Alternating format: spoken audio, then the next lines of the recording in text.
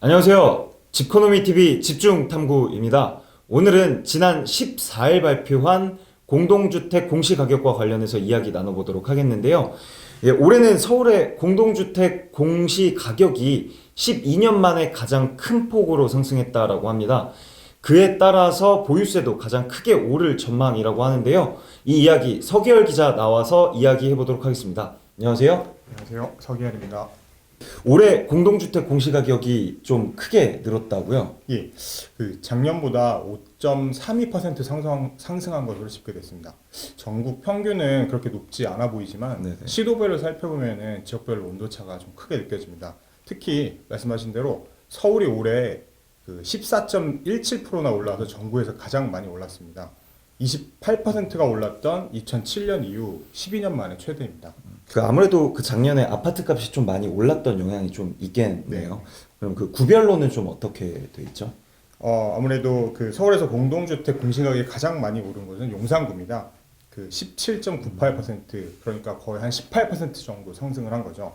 그리고 용산의 뒤를 이어서 동작구가 17.93%, 마포구가 17.35%, 영등포구가 16.78%, 성동구가 16.28%, 서초구가 16.02%, 강남구가 15.92% 순으로 이런 구들은 거의 한 평균 15% 이상 되게 큰 폭으로 올랐죠. 그래서 통상 집값이 강세라고 생각하는 강남 3구보다 오히려 작년에 주목받았던 마용성을 비롯해서 서초구와 인접한 동작구 그리고 여의도를 끼고 있는 영등포구의 상승률이 더 높았다는 게 주목할 점이라고 봅니다. 서울이 어마어마하게 많이 올랐네요. 네. 그러면 이게 지방은 좀 어떤 상황이죠? 지방도 약간 온도차가 있긴 한데요. 지방도 시도별로 볼 때는 광주가 9.77%, 대구가 6.57%로 상승률 상위권에 올랐고요. 네. 경기, 대전, 전남, 세종도 상승하는 것으로 나타났습니다. 그리고 시군구별로 보면은 경기도 과천시가 23.42%가 올라서 서울의 다른 자치구들을 제치고 상승률 전국 1위를 기록했습니다. 아마도 이곳은 재건축 아파트가 분양하면서 주변 아파트 가격을 끌어올렸고 지식정보타운 개발과 같은 호재가 집값을 올린 것으로 분석됩니다. 과천뿐만이 아니라 리모델링과 판교 테크노밸리 개발 호재가 있는 성남 분당구도 17.84%가 올랐고 광주광역시 남구도 17.77% 올랐습니다. 지방도 뭐 만만치 않게 많이 오른 것 같아요.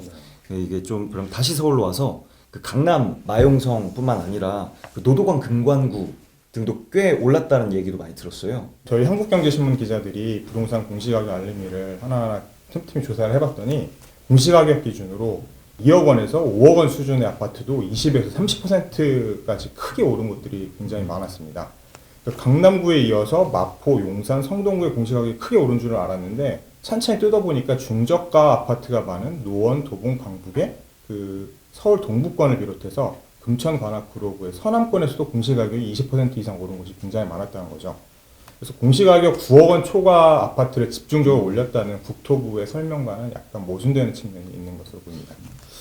알겠습니다. 그러면 지금까지는 좀 오른 곳들 위주로 살펴봤잖아요. 네. 그러면 혹시 떨어진 곳은 있나요? 예, 올해 전국적으로 살펴봤을 때 약간 양극화가 좀 일어난 걸로 보입니다. 예. 시도별로 보면은 오른 곳이 앞에 말씀드린 7곳인 것은 반면에 떨어진 곳은 10곳입니다. 그래서 10곳이니까 7곳 훨씬 더 떨어진 곳이 더 많다는 얘기죠. 네네. 그래서 어떤 지역인지 봤더니 조선이나 자동차 같은 지역의 주력 산업들이 침체에 빠지면서 아무래도 인구가 감소하니까 당연히 자연스럽게 집값이 떨어진 지역인데요.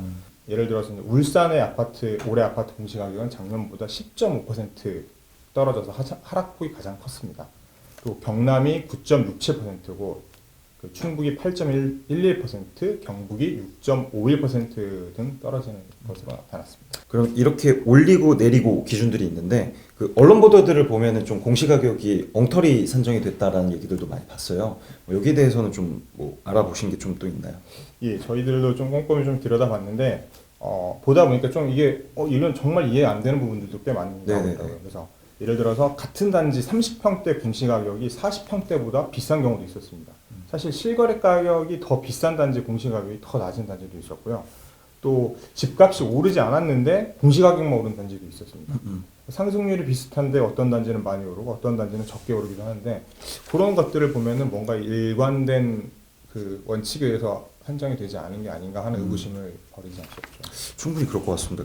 그리고 이렇게 공시가격이 많이 올랐으니까 당연히 보유세도 많이 오르겠죠? 네, 아무래도 이 세금 부담이 가장 큰 문제가 아닐까 싶은데요. 예. 서울 강남에서는 이른바 똘똘한 한 채를 소유한 분들조차 보유세 부담이 상당히 늘어날 것으로 예상됩니다. 네. 그리고 또 마포, 용산, 성동, 광진구 같은 그 서울의 비강남권 인기 거주 지역과 그리고 또 아까 말씀드린 것처럼 대구나 광주 같은 지방 광역시에서 중대형 주택 보유자, 중대형 주택 보유한 분들의 세 부담이 급증할 것으로 예상됩니다. 그럼 이렇게 오르는 게 구체적으로는 어떻게 오르게 되는 거죠? 초고가 아파트가 아니더라도 올해 아파트 공시가격이 급등해서 9억 원 선으로 올라섰다면 올해 내야 할 보유세가 크게 늘어납니다. 그동안 내지 않았던 종합부동산세를 새로 내야 되기 때문인데요. 1주택자 기준으로 종합부동산을 내야 할 공시가격 9억 원 이상 주택은 9억 원 초과 주택은 모두 21만 9,862가구로 작년보다 56.1%나 늘어났습니다. 예를 들어서 강북의 대표적인 단지 마포구 아현동의 마포 레미안 푸르지오 전용 면적 114제곱미터는 이번에 공시가격 9억 원을 넘기면서 보유세가 작년보다 47.13%나 오를 것으로 전망됩니다. 작년 공시가격은 8억 원이었지만 올해는 10억 원으로 한 번에 2억이나 오르는 영향인 거죠. 전문가들은 그 다주택자들의 보유세 부담이 커질 거라고 보고 있습니다. 네. 특히 다주택자들이 보유세 과세 기준일인 6월 1일 이전에 보유세를 낼 것인지 아니면 다른 한두 채를 팔 것인지를 두고 많이 고민할 것으로 보입니다. 보유세를 내는 것보다 팔았을 때 내야 되는 양도소득세 부담이 더 큰 만큼 팔지 않고 자식들에게 증여하는 사례도 많이 나타날 수 있습니다. 그러면은 그 매물이 더 많이 나오고 가격은 뭐 더 떨어질 가능성이 충분히 있는 건가요? 전문가들은 위축된 구매 심리를 감안하면 앞으로도 거래량 감소세는 지속될 걸로 보고 있습니다. 이미 예고된 악재이기 때문에 가격 급락까지는 이어지지 않을 것이라는 거죠. 네네. 특히 다주택자들은 매물을 내놓지 않고 실수요자들은 아직 더 떨어질 것이라고 기대하는 바람에 현재 거래 절벽이 장기화될 수 있다고 보고 있습니다. 예, 보유세 기준이 되는 중요한 지표지만 들쑥날쑥한 산정 방식 때문에 올해도 논란이 끊이질 않고 있습니다. 예, 올해 사상 최대의 이의 신청이 예상된다고도 하는데요. 정부는 그 산정 절차를 투명하게 공개하고 그리고 문제점을 개선해 나가는 것이 어떨까 합니다. 이상으로 지코노미 TV였습니다. 감사합니다. 감사합니다.